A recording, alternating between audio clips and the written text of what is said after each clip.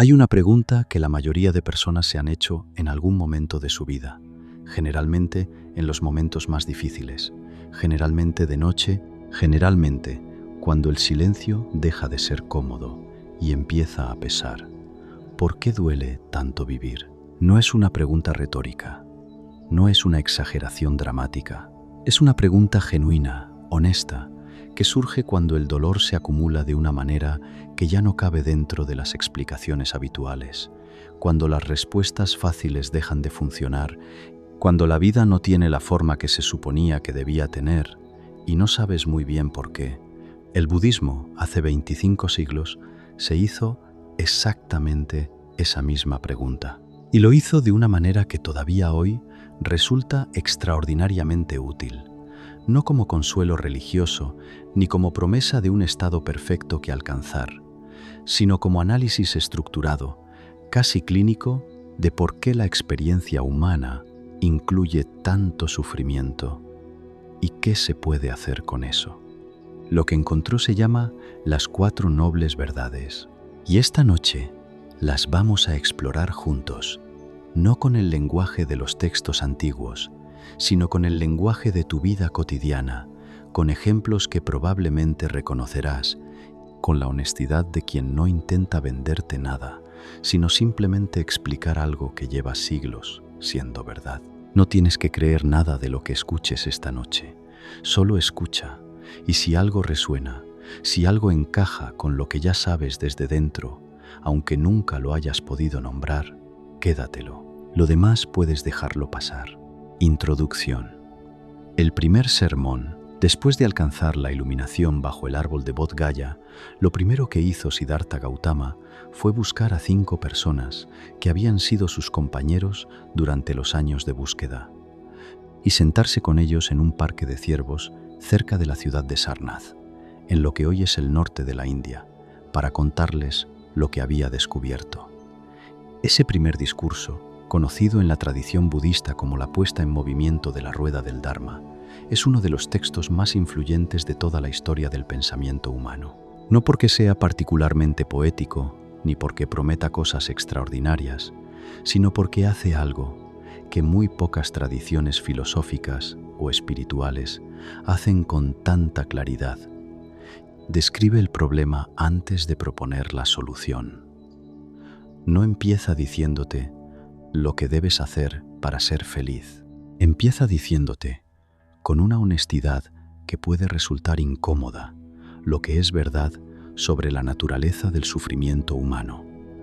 Las 4 nobles verdades son eso, 4 observaciones sobre la naturaleza del sufrimiento, su origen, su posible cese y el camino hacia ese cese.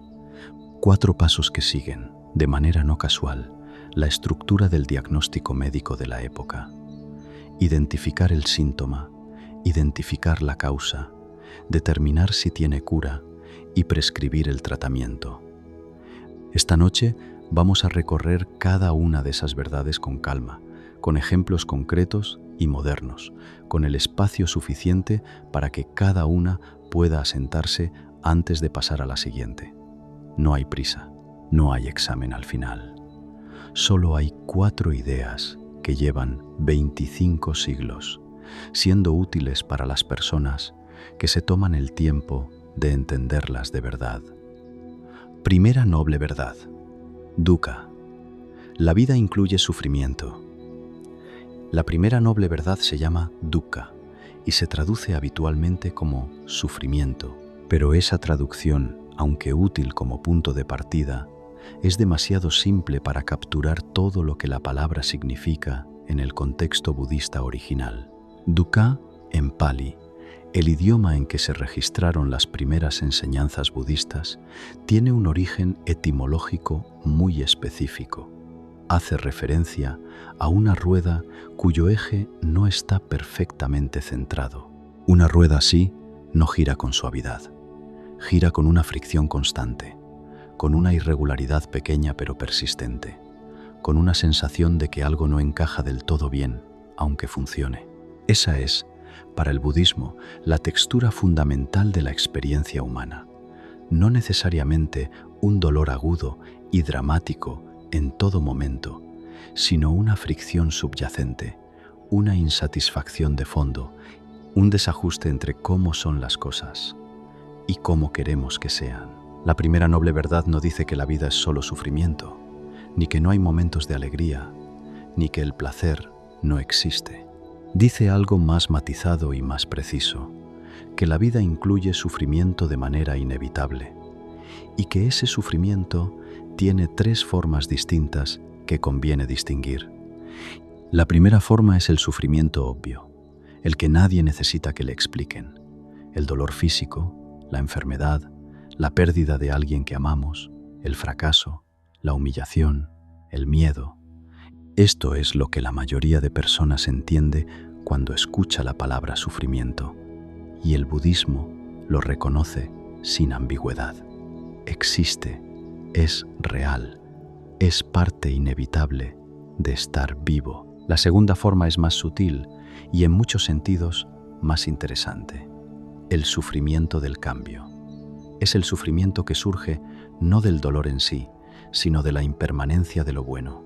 Estás en un momento feliz, una cena con personas que quieres, un periodo de tu vida en que todo parece ir bien, una relación en su mejor momento, y debajo de esa felicidad, si te fijas, hay una sombra apenas perceptible, la conciencia, aunque no siempre consciente, de que esto también va a terminar, de que las cosas buenas no duran para siempre, de que el momento presente, por bueno que sea, ya se está alejando mientras lo disfrutas. Esa sombra es la segunda forma de dukkha. La tercera forma es la más filosófica y la más difícil de entender, pero también la más liberadora una vez que se comprende: el sufrimiento de la existencia condicionada.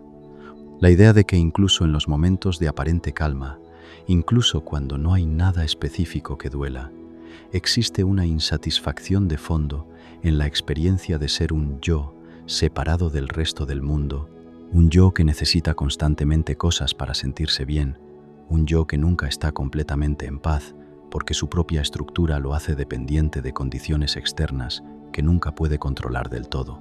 Ahora bien, ¿qué tiene que ver esto con tu vida concreta? Con los momentos concretos en que el sufrimiento aparece de maneras que a veces no entiendes. Piensa en esto. Tienes un trabajo que en principio está bien, que cumple con las expectativas básicas, que no tiene nada objetivamente terrible.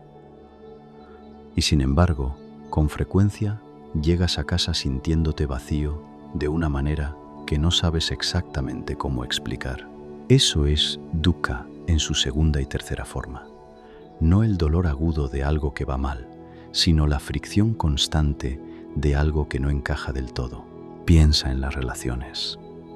Estás con alguien que te quiere y a quien quieres, y hay momentos de conexión genuina y real.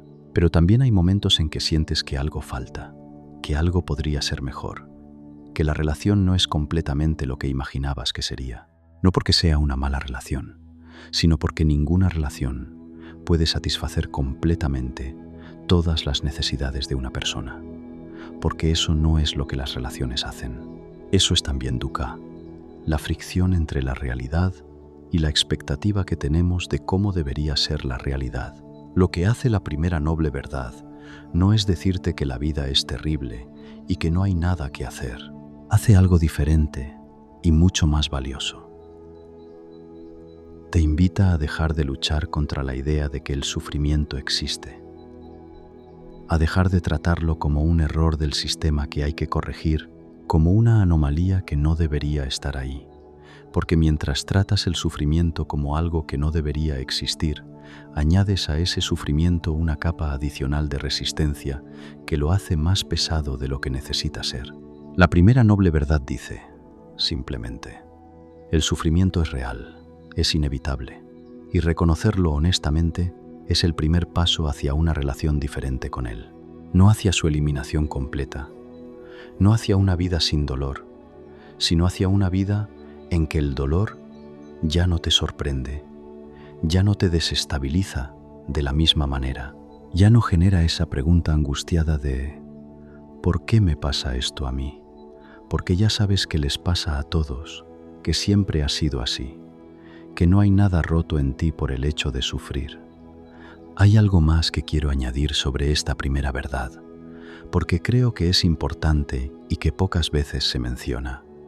El hecho de que el budismo nombre el sufrimiento como la primera noble verdad no es pesimismo, es, en realidad, el acto más compasivo que una tradición filosófica puede hacer. Decirte que lo que sientes tiene sentido, que no estás exagerando, que no estás siendo débil, que el sufrimiento que experimentas es una parte reconocida y legítima de la experiencia humana, no un defecto tuyo personal. Segunda noble verdad. Samudaya, el origen del sufrimiento. Si la primera noble verdad dice que el sufrimiento existe, la segunda dice algo todavía más útil, que tiene una causa identificable. No es aleatorio, no es caprichoso, no es el resultado de una mala suerte cósmica que a algunos les toca más que a otros. Tiene un origen concreto, y ese origen, una vez identificado, puede ser trabajado. La segunda noble verdad se llama Samudaya, que significa origen o surgimiento, y lo que el budismo identifica como origen del sufrimiento es algo que en sánscrito se llama taña, que se traduce habitualmente como deseo o sed, pero que más precisamente significa anhelo, el tipo de querer que no tiene un objeto claro, que no se sacia cuando consigue lo que busca, que siempre apunta hacia algo más allá de lo que tiene en este momento. Pero aquí es donde es importante no simplificar. El budismo no dice que el deseo en sí mismo sea el problema, ni que tener preferencias sea malo, ni que haya que volverse indiferente a todo para dejar de sufrir. Eso sería una distorsión bastante común y bastante dañina de lo que realmente enseña. Lo que el budismo identifica como causa del sufrimiento no es el deseo en general, sino un tipo específico de deseo. El deseo, acompañado de apego, la sed, acompañada de aferramiento, el querer que se convierte en necesitar, el preferir que se convierte en no puedo estar bien si no tengo esto. El apego en el budismo, upadana, es la diferencia entre disfrutar de algo mientras está presente y necesitar que esté presente para estar bien. Entre querer que algo ocurra y no poder aceptar que no ocurra. Entre tener una preferencia y construir tu bienestar completo sobre si esa preferencia se cumple o no. Vamos a hacer esto concreto con ejemplos que cualquiera puede reconocer, porque la segunda noble verdad se vuelve realmente útil cuando la ves aplicada a situaciones reales y no solo a conceptos abstractos. Piensa en el reconocimiento. Haces algo bien en el trabajo, algo que requirió esfuerzo real y que salió bien, y esperas que alguien lo note. Si alguien lo nota, hay una satisfacción momentánea. Pero si nadie lo nota, o si la respuesta no es tan entusiasta como esperabas, aparece algo que va más allá de la decepción razonable. Una sensación de que algo falla, de que no vales suficiente, de que el esfuerzo no tuvo sentido. Esa sensación desproporcionada respecto al hecho objetivo de no haber recibido un elogio es el apego en acción. Habías construido parte de tu bienestar sobre la expectativa de ese reconocimiento, y cuando no llegó, el bienestar se derrumbó con él. Piensa en las relaciones. ¿Quieres que alguien te quiera de una manera específica? Que exprese ese amor de una manera particular, que esté disponible en ciertos momentos, que responda de cierta manera cuando lo necesitas. Cuando esas expectativas se cumplen, hay satisfacción. Cuando no se cumplen, hay sufrimiento, no solo decepción, sino a veces una angustia que parece desproporcionada con la situación concreta, porque en realidad no viene solo de lo que pasó, sino del apego a cómo deberían ser las cosas, de la brecha entre la realidad y el mapa que habías construido sobre cómo debería verse esa relación. Piensa en la imagen que tienes de ti mismo. Tienes una idea de quién eres, de cómo actúas, de qué tipo de persona eres en el mundo. Y cuando algo contradice esa imagen, cuando cometes un error que no encaja con quien crees que deberías ser, cuando reaccionas de una manera que no esperabas, el sufrimiento que genera no viene solo del error en sí, sino del apego a una imagen fija de ti mismo que la realidad acaba de contradecir. El budismo identifica tres formas principales de este anhelo que genera sufrimiento. El primero es el anhelo de placer sensorial, taña de kama. Querer constantemente experiencias agradables, querer que las sensaciones positivas continúen y que las negativas terminen. El segundo es el anhelo de existencia, taña de baba. Querer ser de una manera específica, querer que tu vida tenga una forma determinada, querer que ciertas cosas sean permanentes cuando no lo son. El tercero es el anhelo de no existencia, taña de vibhava. Querer que ciertas cosas dejen de existir, querer huir de ciertas experiencias, querer que ciertas partes de ti mismo o de tu vida simplemente no estuvieran ahí. Lo que tienen en común estas tres formas de anhelo es que todas crean una brecha entre lo que es y lo que queremos que sea. Y esa brecha, esa tensión constante entre la realidad y la expectativa, es, según el budismo, el mecanismo fundamental que genera el sufrimiento. Pero aquí viene algo importante que cambia completamente la manera de entender esta segunda verdad. Identificar el apego como causa del sufrimiento no significa que tengas que renunciar a todo lo que quieres, ni que tengas que eliminar tus deseos, ni que tengas que volverte completamente indiferente a los resultados de lo que haces. Significa, más precisamente, aprender a distinguir entre lo que deseas y lo que necesitas para estar bien, entre preferir algo y construir tu bienestar completo sobre si ese algo ocurre o no. Hay una diferencia enorme entre estas dos frases. Quiero que esto salga bien y necesito que esto salga bien para poder estar bien. La primera es una preferencia perfectamente humana y completamente legítima.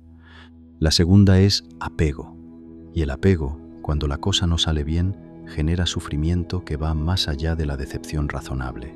Reconocer esa diferencia, aunque sea solo un poco, aunque sea solo en algunos contextos al principio, es ya empezar a trabajar con la segunda noble verdad. Tercera noble verdad. Nirodha, el cese del sufrimiento. Si la primera noble verdad dice que el sufrimiento existe y la segunda dice que tiene una causa identificable, la tercera hace algo que puede parecer audaz. Dice que el sufrimiento puede cesar, no que desaparecerá mágicamente, no que un día dejarás de sentir dolor de ningún tipo, sino que la relación que tienes con el sufrimiento puede cambiar de manera tan fundamental que lo que antes te destruía puede dejar de tenerte el mismo control. La tercera noble verdad se llama Nirodha, que significa cese, extinción, el apagarse de algo. Y lo que describe es un estado que en el budismo se llama nirvana, una palabra que en la cultura popular ha adquirido connotaciones casi místicas, pero que en su significado original es mucho más práctico y más inmediato de lo que generalmente se imagina. Nirvana, etimológicamente, significa apagarse como se apaga una llama. La llama que se apaga es el anhelo, el aferramiento constante, la sed que nunca se satisface completamente. Y lo que queda cuando esa llama se apaga no es la nada, no es un vacío frío e indiferente, sino algo que los textos budistas describen repetidamente como paz, como claridad, como la liberación de un peso que no sabías que estabas cargando hasta que lo soltaste. Ahora bien, nirvana en su sentido completo es un estado que la tradición budista describe como el resultado de una práctica sostenida durante mucho tiempo, no algo que ocurre después de escuchar un vídeo antes de dormir. Pero hay algo que sí es completamente accesible, completamente real y completamente relevante para tu vida cotidiana. Momentos de nirodha, momentos en que el aferramiento se suelta, aunque sea brevemente, y en esos momentos breves se puede sentir algo de lo que la tercera noble verdad describe. Probablemente ya has tenido esos momentos, aunque no los hayas identificado con ese nombre. El momento en que algo que te preocupaba muchísimo de repente dejó de preocuparte no porque el problema se resolviera, sino porque en algún punto soltaste la tensión alrededor de él y descubriste que podías seguir adelante de todas formas. El momento en que aceptaste algo que habías estado rechazando durante mucho tiempo, y esa aceptación no fue una derrota sino un alivio inesperado. El momento en que dejaste de necesitar que algo fuera de cierta manera y descubriste que sin esa necesidad estabas, paradójicamente, más tranquilo que antes. Esos momentos son el territorio de la tercera noble verdad. No son perfectos, no son permanentes, no son la iluminación completa que la tradición describe como el destino final de la práctica, pero son reales, son accesibles y demuestran algo que la tercera noble verdad afirma con claridad, que el sufrimiento no es una condición permanente e inmutable. La tercera noble verdad es, en muchos sentidos, la más esperanzadora de las cuatro, porque después de reconocer que el sufrimiento existe y que tiene una causa, podría parecer que el panorama es sombrío, que estamos atrapados en un mecanismo que no tiene salida. Pero la tercera verdad dice exactamente lo contrario. Hay salida. No es fácil, no es instantánea, no viene sin trabajo, pero existe. Y eso cambia algo fundamental en la manera de relacionarse con el sufrimiento. Si tiene salida, entonces no es una condena. Si tiene salida, entonces el trabajo de explorar esa salida tiene sentido. Si tiene salida, entonces el dolor que sientes ahora no es el estado final e inevitable en que vas a estar siempre. Pausa de silencio. Quédate un momento con estas tres verdades que hemos explorado hasta ahora.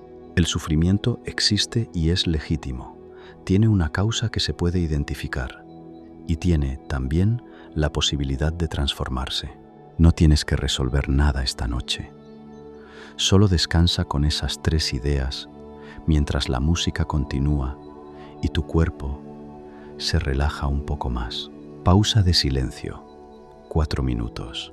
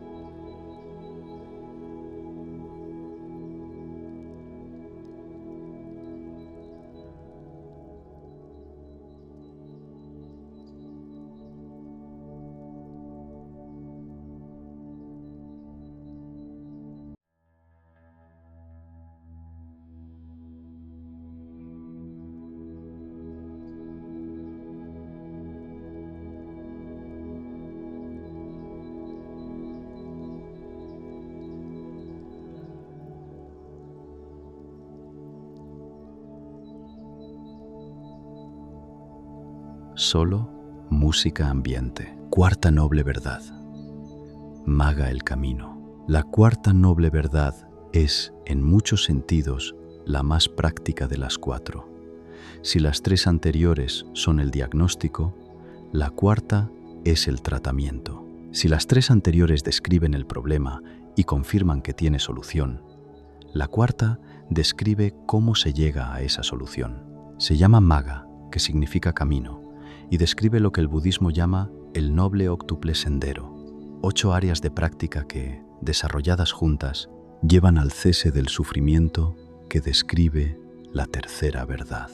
No son 8 pasos secuenciales que se completan uno tras otro. Son 8 dimensiones de una misma práctica que se desarrollan simultáneamente, que se refuerzan mutuamente, que juntas crean una manera de estar en el mundo que genera cada vez menos sufrimiento innecesario. Voy a explicar cada una de estas 8 dimensiones con el lenguaje de la vida cotidiana, porque el noble óctuple sendero no es un camino diseñado para monjes en retiro permanente.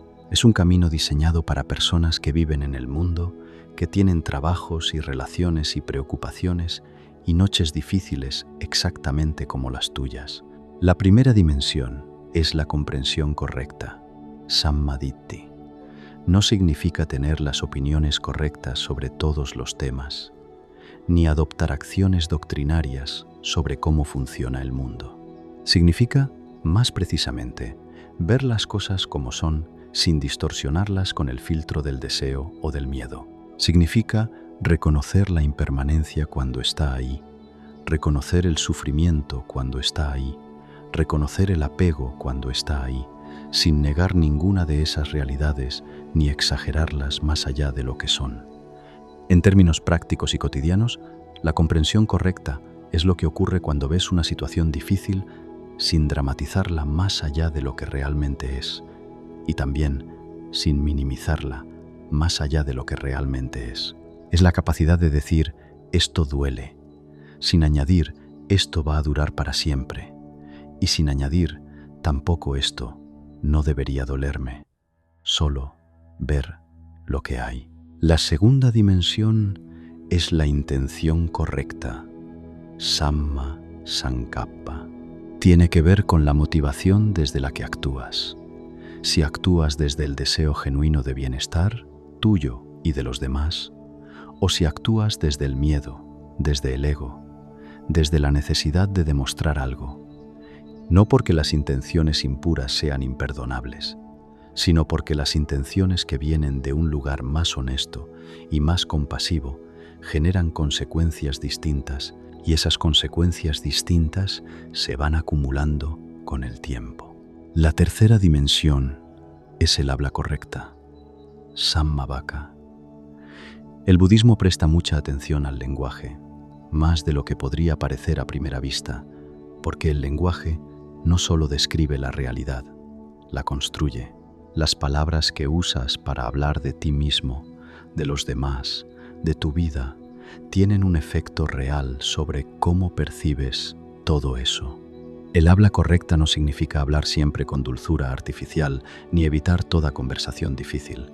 Significa hablar con honestidad y con intención de no causar daño innecesario, incluyendo en el habla interna ese monólogo constante que mantienes contigo mismo y que pocas veces examinas con la misma atención que el habla externa. La cuarta dimensión es la acción correcta, Sammakamanta. Las acciones que generan menos sufrimiento para ti y para los demás, no como una lista de prohibiciones morales que cumplir por obligación, sino como la comprensión de que las acciones tienen consecuencias reales y que actuar de ciertas maneras genera una espiral de sufrimiento que eventualmente vuelve a ti, mientras actuar de otras maneras genera una espiral diferente. La quinta dimensión es el modo de vida correcto, Sammajiva. Tiene que ver con cómo ganas tu sustento, con cómo organizas tu vida de manera más amplia. El budismo reconoce que es difícil practicar la comprensión y la compasión en los momentos difíciles si el contexto en que vives está organizado de maneras que van completamente en contra de esos valores. No significa que tengas que renunciar a tu trabajo y retirarte a un monasterio. Significa preguntarte, honestamente, si la manera en que organizas tu vida te acerca o te aleja de la persona que quieres ser. La sexta dimensión es el esfuerzo correcto. Samma Vayama. El budismo es muy específico sobre esto. No todo esfuerzo es igual. El esfuerzo correcto no es el esfuerzo máximo. No es la disciplina extrema que Siddhartha intentó durante 6 años antes de abandonarla. Es el esfuerzo sostenible, el que cultiva lo que es beneficioso, sin destruirte en el proceso, el que viene de un lugar de cuidado genuino hacia ti mismo y no de la autoexigencia compulsiva que el mundo moderno suele confundir con virtud. La séptima dimensión es la atención correcta, Sammasati, que es lo que en Occidente se conoce actualmente como mindfulness, aunque esa traducción captura solo una parte de lo que el concepto original incluye. Es la práctica de estar presente con lo que está ocurriendo, de manera continua y sin juzgarlo constantemente, no solo durante la meditación formal, sino en el trabajo, en las conversaciones, en las comidas, en los momentos de transición entre una cosa y otra. La atención correcta es, quizás, la dimensión más práctica e inmediatamente accesible del noble óctuple sendero para alguien que está empezando. La octava dimensión es la concentración correcta, Samma Samadhi, que se refiere a la capacidad de sostener la atención de manera estable durante periodos de tiempo más largos, de desarrollar una mente que no sea arrastrada constantemente por cada impulso y cada distracción, sino que pueda elegir dónde poner su atención y mantenerla ahí. Ahora bien, el noble óctuple sendero puede sonar como una lista muy larga de cosas que hay que hacer perfectamente, y eso puede generar exactamente el tipo de ansiedad de rendimiento que el budismo precisamente intenta disolver. Así que quiero aclarar algo importante. Estas 8 dimensiones no son un examen que hay que aprobar, ni un estándar de perfección que hay que alcanzar. Son más bien 8 áreas de tu vida en que puedes gradualmente, con paciencia y sin urgencia, ir creando condiciones que generen menos sufrimiento innecesario. No tienes que trabajar en las 8 a la vez. No tienes que hacerlo perfectamente. No tienes que llegar a ningún punto específico antes de una fecha límite. El camino en el budismo es exactamente eso. Un camino que se recorre, no un destino que se alcanza de una vez para siempre. Pausa de silencio. Deja que todo lo que hemos explorado esta noche repose dentro de ti, sin necesidad de memorizarlo ni de procesarlo activamente ahora mismo. 4 verdades. El sufrimiento existe, tiene una causa, puede cesar, y hay un camino hacia ese cese. No tienes que recordarlas todas esta noche. Solo deja que estén ahí, suavemente, mientras tu respiración se va ralentizando y el sueño se acerca. Pausa de silencio. 5 minutos, solo música ambiente muy baja.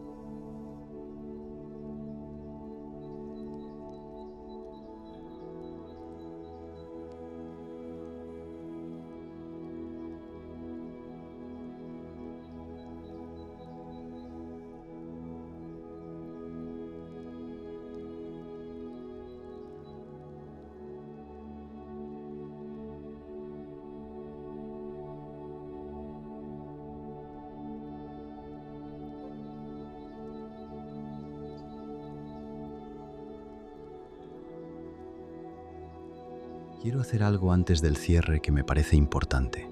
Conectar explícitamente lo que hemos explorado esta noche con lo que probablemente estás viviendo ahora mismo, en este momento concreto, en esta noche concreta. Si estás escuchando esto a las 11 de la noche, o a la 1, o a las 3 de la madrugada, con la mente activa y el sueño que no llega, hay algo de las 4 nobles verdades que se aplica directamente a este momento. La primera noble verdad dice que este momento difícil, esta noche en que el sueño no llega y la mente no para, es parte de la experiencia humana. No es una anomalía, no es un defecto tuyo, no es una señal de que algo va fundamentalmente mal. Es dukkha, la fricción inherente a estar vivo, presente en este momento de una manera muy concreta. La segunda noble verdad pregunta: ¿qué está generando esta dificultad específica esta noche? ¿A qué estás aferrado? ¿Qué anhelas que sea diferente? Quizás es el anhelo de que la mente se calle de una vez. Quizás es el anhelo de que mañana sea diferente a hoy. Quizás es el apego a una preocupación que llevas horas sosteniendo, aunque no haya nada concreto que puedas hacer con ella a esta hora de la noche. Identificar el anhelo no lo elimina, pero empieza a crear un poco de distancia entre tú y él. La tercera noble verdad dice que este estado no es permanente. Esta noche difícil no es tu estado definitivo. El sueño llegará, aunque ahora no parezca posible. La mente se aquietará, aunque ahora esté muy activa. Los problemas que se sienten insolubles a esta hora tienen una dimensión diferente a la luz del día. Nada de lo que sientes ahora mismo es permanente, incluida esta dificultad.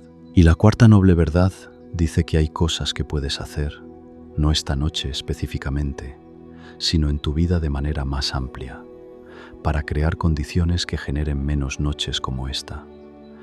No porque el sufrimiento vaya a desaparecer completamente, sino porque la relación que tienes con él puede cambiar de maneras que lo hacen más manejable, más comprensible, menos aterrador. ¿Por qué esto importa más allá del budismo? Antes de terminar, quiero decir algo sobre por qué las 4 nobles verdades siguen siendo relevantes 25 siglos después de que Siddhartha las formulara por primera vez en un parque de ciervos en el norte de la India. No porque el budismo tenga la verdad absoluta sobre la naturaleza del sufrimiento humano, ni porque haya que adoptar una práctica espiritual específica para beneficiarse de estas ideas, sino porque lo que las 4 nobles verdades describen es reconocible desde cualquier punto de partida, religioso o no, espiritual o no, filosófico o simplemente humano. El sufrimiento es universal. El apego como fuente de sufrimiento es algo que la psicología cognitiva moderna, la terapia de aceptación y compromiso, la terapia basada en mindfulness y muchas otras tradiciones contemporáneas han llegado a reconocer por caminos completamente distintos al budismo. La posibilidad de transformar la relación con el sufrimiento, aunque no de eliminarlo completamente, es también algo que la neurociencia moderna está empezando a documentar de maneras que hace 50 años habrían parecido imposibles.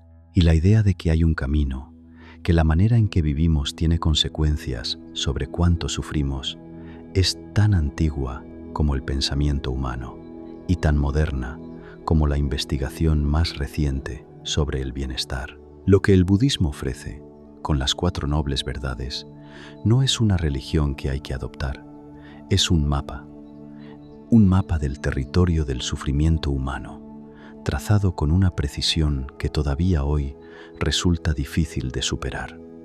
Y como todos los mapas, no es el territorio, no es la realidad completa, pero es enormemente útil para orientarse en él.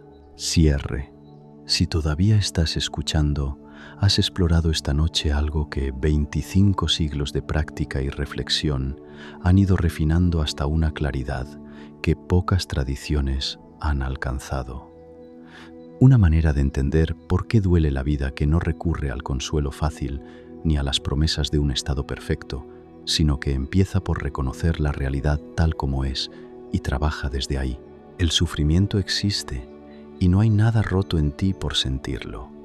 Tiene una causa que se puede identificar, aunque identificarla no lo resuelva de inmediato, puede transformarse, aunque esa transformación requiera tiempo y no ocurra de una sola vez. Y hay un camino imperfecto y gradual y completamente humano hacia esa transformación. No tienes que recordar todos los nombres en Pali, no tienes que memorizar el noble octuple sendero antes de dormirte. Solo quédate, si puedes, con esta idea simple que está detrás de todo lo demás. Entender por qué duele no elimina el dolor, pero cambia completamente la manera de sostenerlo. Si esta noche te ha acompañado, hay otro vídeo en este canal que continúa exactamente desde aquí, explorando de manera más práctica y más inmediata cómo aplicar estas ideas en los momentos concretos en que el sufrimiento aparece. Te espera aquí cuando lo necesites. Por ahora, deja que la música continúe. Deja que tu mente descanse de analizar y de entender por un momento. No hay nada más que comprender esta noche. Solo esto, solo ahora. Mai.